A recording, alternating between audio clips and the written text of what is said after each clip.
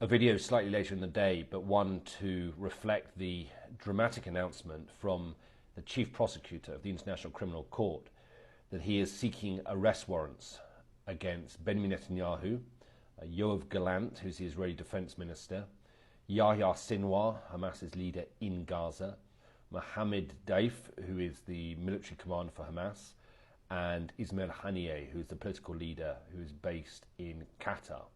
All five of those men have been accused of war crimes and crimes against humanity.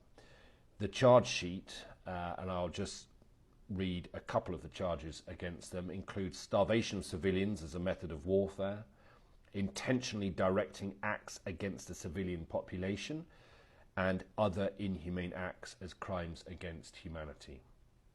Very severe charges, and to see Netanyahu's name on a charge sheet alongside that of Yahya Sinwar is extraordinary and will be deeply humiliating for the Israeli Prime Minister, regardless of the merit or otherwise of these charges.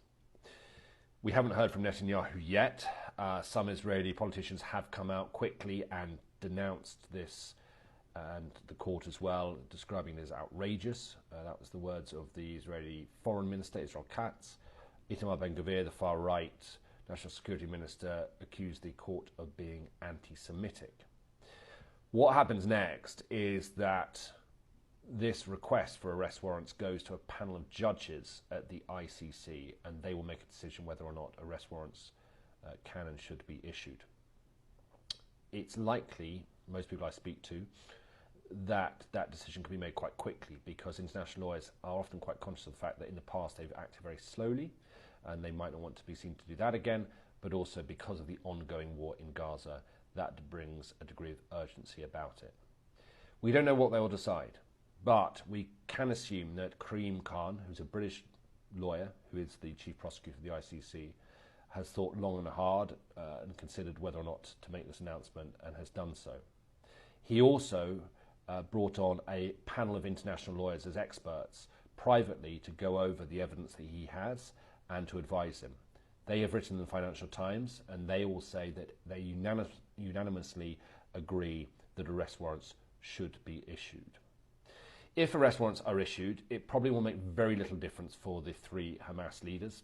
Two of them are stuck inside Gaza, and perhaps they don't have much longer to live anyway with the war going on there, and Ismail Haniyeh will stick close to friendly countries. It could make a massive difference for Netanyahu and Gallant. In theory, they cannot travel to any country that is a signatory of the ICC. That includes the United Kingdom and most countries in Europe. It doesn't include the United States, though. You would expect that it would also make it very difficult for any signatories of the ICC to do business with an Israeli government that has a leadership accused of war crimes and with outstanding arrest warrants. So what impact will this have on the war? We don't know. Netanyahu might choose to double down in defiance. He has vowed to defeat Hamas, whatever. But he's now in a position where if the arrest warrants are issued against him, he would go into the same category as the likes of Vladimir Putin, Slobodan Milosevic, Omar al-Bashir, and that is a label that will haunt him for life.